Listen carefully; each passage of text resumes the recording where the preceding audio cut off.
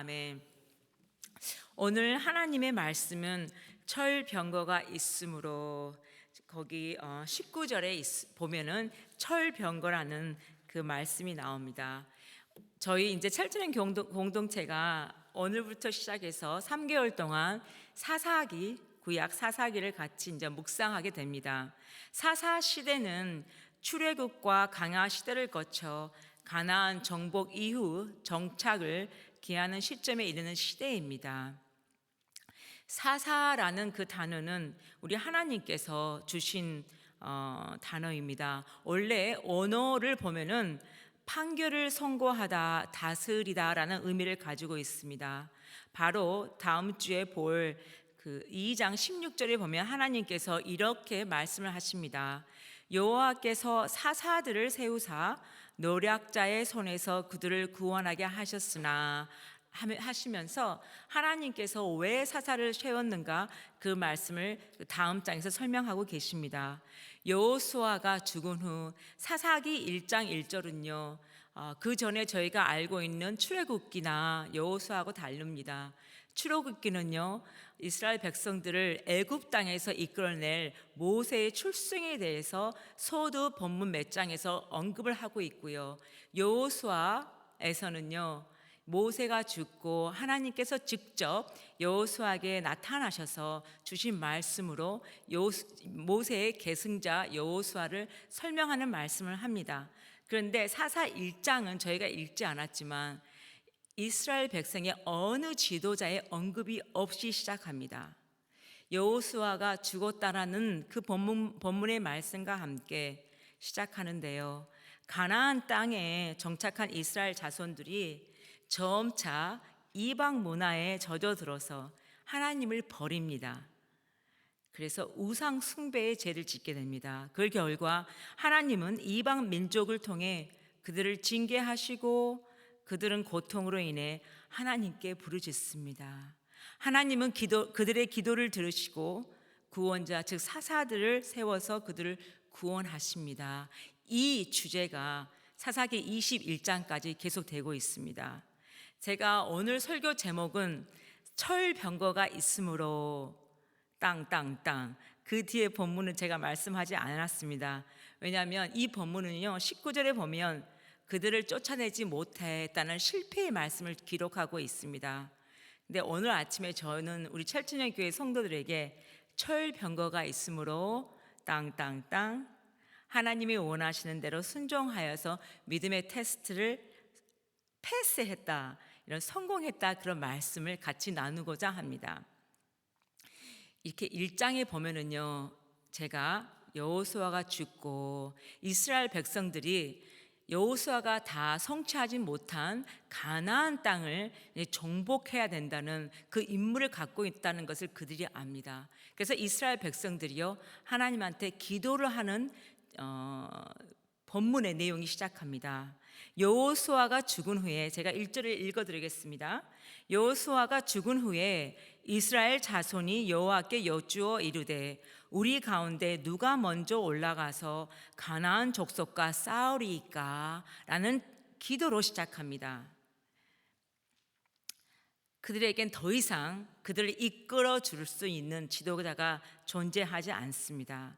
나머지 땅을 정복하기 위해서 누군가는 먼저 올라가야 되는데 누가 올라가야 하나 하고 하나님께 기도를 올려드립니다.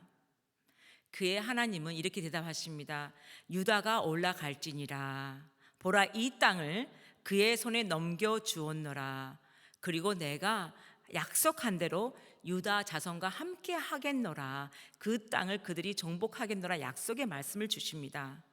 그래서 1장 4절에서 저희가 읽었던 19절 본문까지는요 하나님의 약속대로 유다가 가는 곳마다 승전거를 올리는 승승장구하는 이야기가 기록되어 있습니다. 16절에 보면은요 모세의 장인 겐 족속이 나옵니다. 그가 종려나무가 많은 성읍에서 남방의 황무지까지 백성들과 함께 거주했다는 말씀이 나오고요. 유다의 형제 시므온이 또 이 정복 싸움에 같이 동참함으로써 스밧에 거주하는 가나안 족속을 다 진멸하여서 그곳의 이름을 호르마라고 붙였습니다. 호르마라는 그 단어는요, 완전히 진멸하였다라는 뜻을 가지고 있는 언어로서 하나님께서 이스라엘 백성, 이 유다 민족과 시므온이 이 땅을 다 정복할 수 있게 도와주십니다. 그리고 그 다음 줄에 가서는요, 블레셋이라는 지방에서 가장 잘 나가는 성읍을 칠 수 있게끔 도와주십니다. 가사와 아스글론과 에그론 지역을 다 전멸할 수 있도록 도와주십니다. 이게 유다나 시므온이 잘나서 이 땅을 정복한 게 아니었습니다. 바로 하나님께서 이렇게 말씀입니다. 이 땅을 정복할 수 있는 성공의 원인은 한 가지였습니다. 여호와께서 유대와 함께 하셨으므로 그가 산지 주민을 다 쫓아내었다라고 19절 상반부는 이야기를 하고 있는데, 안타깝게도 19절 후반부에서 이런 말씀을 합니다. 골짜기의 주인들은 철병거가 있으므로 그들을 쫓아내지 못하였으며 라고 기록되어 있습니다. 이 본문은 너무 섬찟합니다. 여호와 하나님께서 이때까지 가나안을 입성하게 만드시고 모든 땅을 정복하게 하셨는데, 하나님이 하실 수 있는 그 일들을 이스라엘 백성들에게 보내주셨는데 철병거가 있으므로 그들을 쫓아내지 못하였다고 기록되어 있습니다. 여러분, 여기에서 제가 골짜기라는 부분을 설명을 해드리겠습니다. 골짜기의 원어는요, 저희들이 지금 생각하는 이렇게 벽이 높고 계곡이 심해서 사람들이 이렇게 가기에 좀 위험한 산골짜기, 그게 골짜기의 원어의 의미가 아닙니다. 여기에서 말하는 골짜기의 의미는요, 평지를 말합니다. 즉 이렇게 높은 벽이 있는 산지와 대조적으로 쓰여진 그 평탄한, 아주 플랫한 평원을 말합니다. 그래서 그 철병거가, 병거라는 것은 말이 이끄는 그 마차를 말하는 거잖아요.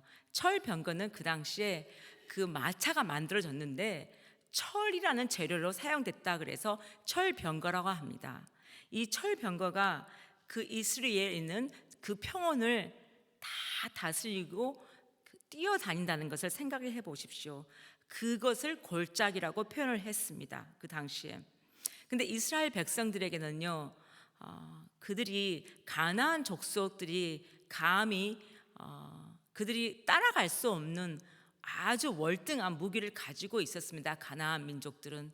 그리고 유대 민족이나 이스라엘 민족들에게는요, 그들이 가지고 있는 무기가, 월등한 무기가 낯설지가 않았습니다. 왜냐하면 여호수아서에 보면은요, 여호수아 17장에 이미 유대 민족, 이스라엘 민족들은요, 가나안 족속들이 그들보다 훨씬 월등한 무기로, 본인이 가지고 있는 무기로 어떤 전쟁에서 승리할 수 없다는 것을 잘 알고 있었습니다. 그래서 여호와서 17장 15절 18절을 보면은요, 여호수아가 이런 말을 합니다. 이제 하나님이 주신 땅을 정복을 하러 가야 되는데 그 요셉의 자손들이 있습니다. 에브라함과 므낫세가 있습니다. 그 민족들이 할당되는 그곳을 가려고 했을 때 그들이 두려워하고 있습니다. 왜냐하면 철병거가 있었기 때문입니다. 그래서 므낫세와 에브라임은 여호수아에게 말을 합니다. 저희가 거기를 못 갈 것 같아요. 왜냐하면 철병거가 있기 때문에 저희들이 할 수가 없는 정복인 것 같습니다 라고 말을 했을 때 여호수아 17장에서 여호수아가 그들에게 이런 말씀을 해줍니다. 요셉 자손이 이르되 그 산지는 우리에게 넉넉하지도 못하고 골짜기 땅에 거주하는 모두 가나안 족속에게는 벳소안과 그 마을들에 거주하는 자이든지 이스라엘 골짜기에 거주하던 자이든지 다 철병거가 있나이다 하니 여호수아가 대답하기를 요셉의 족속 곧 에브라임과 므낫세에게 말하여 이르되 너는 큰 민족이요 큰 권능이 있은즉 한 분깃만 가질 것이 아니라 그 산지도 내 것이 되리니 비록 살림이라도 내가 개척하라 그 끝까지 내 것이 되리라. 가나안 족속이 비록 철병거를 가졌고 강할지라도 내가 능히 그를 쫓아내리라 하였더라. 여호수아가 그 요셉의 자손 두 지파에게 이런 격려와 그 가지고 있는 이방 민족의 무기를 보지 말고 그들에게 이미 주신 그 땅의 주인이 하나님이시고 그 전쟁의 주인이 하나님이라는 것을 상기시키면서 가라, 품으라, 정복하라 라고 말씀을 하십니다. 그래서 이 백성들은 유대 민족이나 이 유대 분파나 수메온 분파는 철병거가 이렇게 충격적인 문화가 아닙니다. 근데 그들이 이렇게 적어져 있습니다. 저희가 읽었던 1장 19절에 이렇게 적어 있습니다.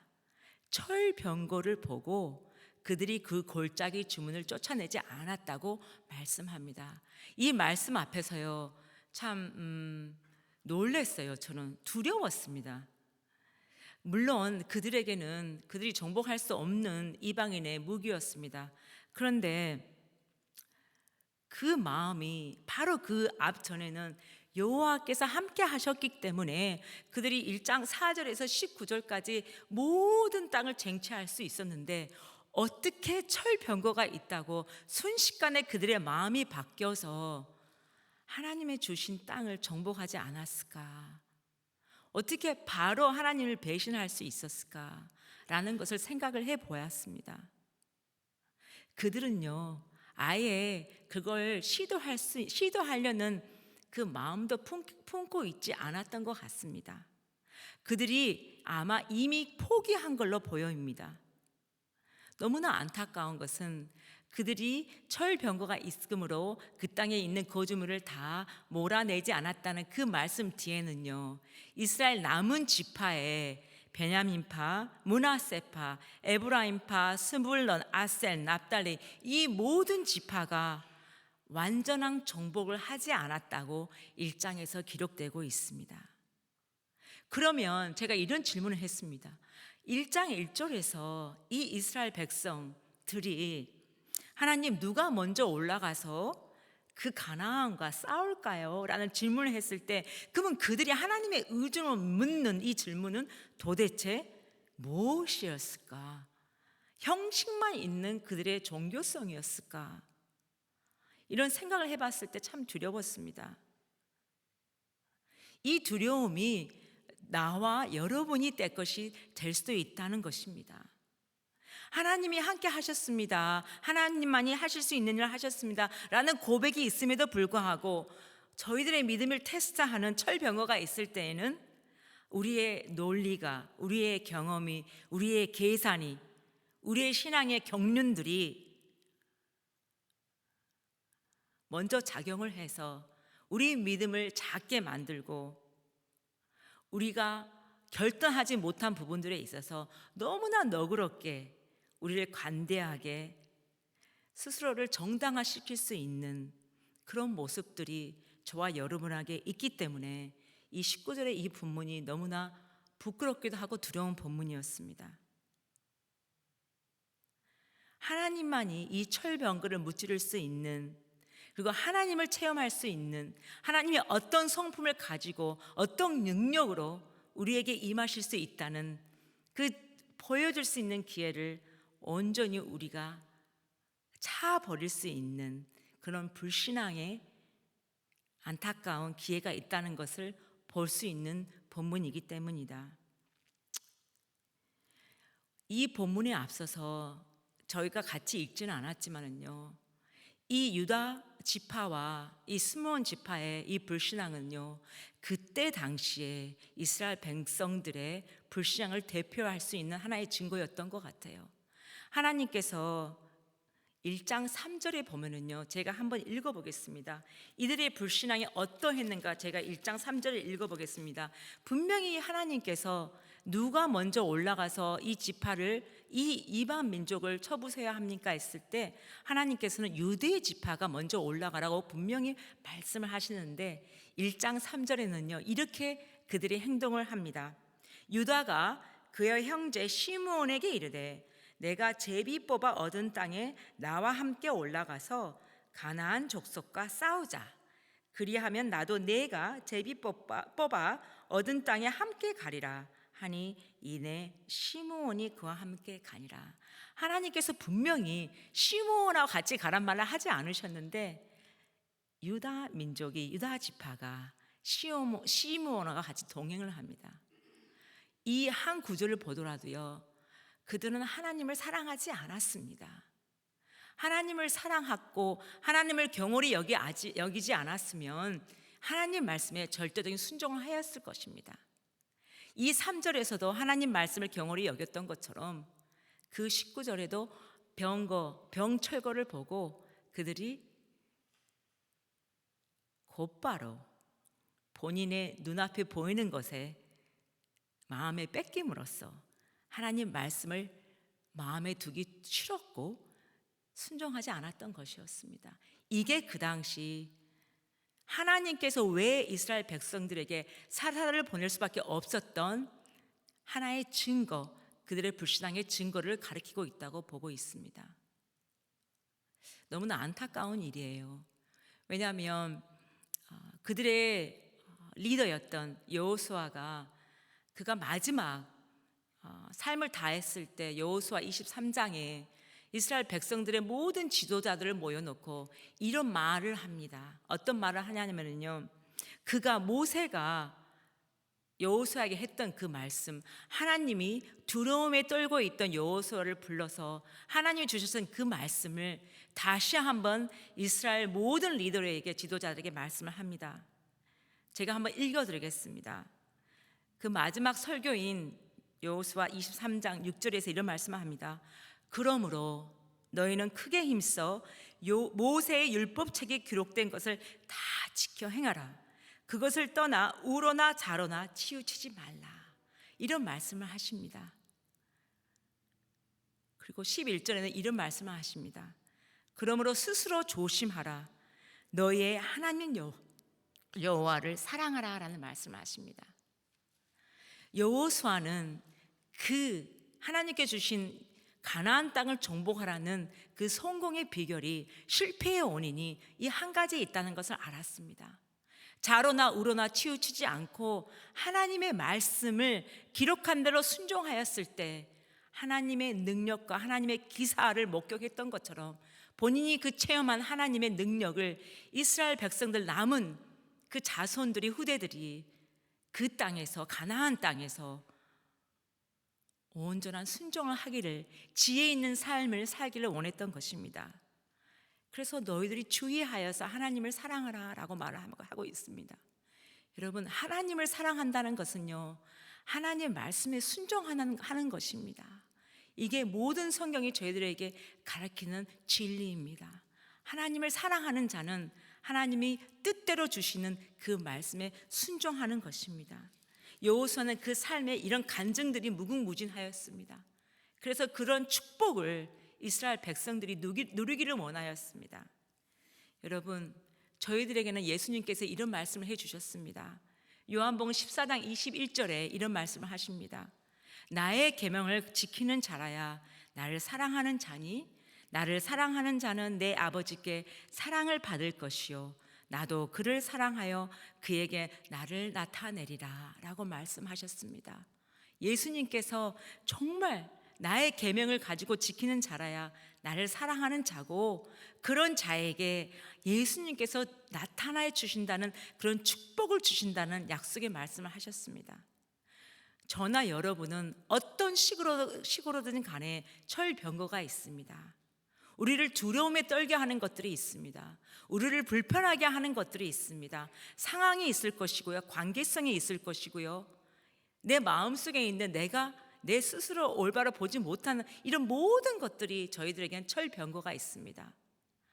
하나님을 바라보지 못하고 하나님을 신뢰를 더디게 하는 철병거가 있습니다. 그런 게 어떤 게 복된 삶입니까?